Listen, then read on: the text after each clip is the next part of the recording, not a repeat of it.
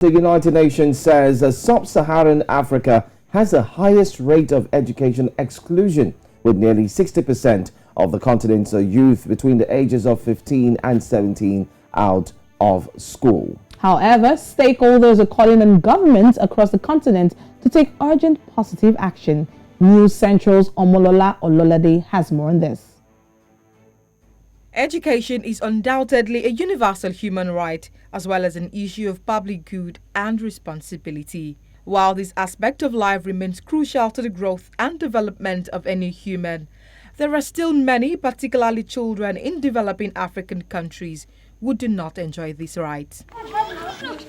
The rate of out-of-school children in Sub-Saharan Africa is increasingly growing without ruling out the devastating effect of the COVID-19 pandemic on the education sector. Activists in the continent highlighted the need to reform educational policies as well as build more infrastructures for children to have equal access to education. We have to look at the structures that we have in Africa or Zimbabwe per se. How our structures, our educational structures, we still have children that learn under trees. Up to this day, we have children that are still writing on the ground because there are no books for them. There is no blackboard for the teacher to use. We need to build buildings, classrooms for our children to learn in.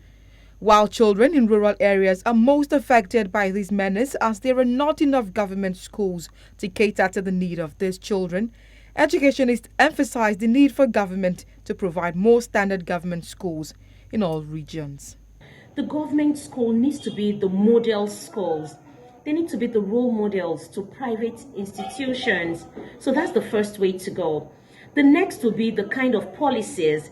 What is good for the goose is good for the gander. So we need to put a lot of policies in place that will be followed. It will be adhered to by whether the private sector or the public sector. Stakeholders are of the view that the learning crisis in Africa will be tackled by providing quality education to all children, ensuring effective management and support of teachers, and increasing quality education financing, among others. Omolola Ololade reporting for News Central.